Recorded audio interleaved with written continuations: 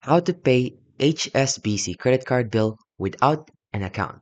So, first option is to use other banks' online or mobile banking. For example, BPI, BDO, Union Bank, and Security Bank. So you need to enroll your HSBC credit card as a biller in your other bank's online or mobile banking app. Then use your 16-digit credit card number as the account or reference number. And for Visa cards, just use the biller code name HSBCVS. For MasterCard, use HSBCMC.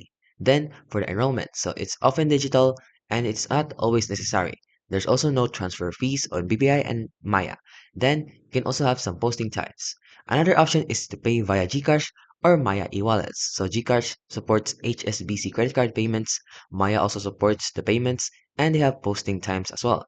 And another option is paying at an ATM. So you can visit any BankNet ATM, insert your credit card and PIN, select the pay bills, enter the merchant code or biller code, and have some immediate debit from your account with no service fees.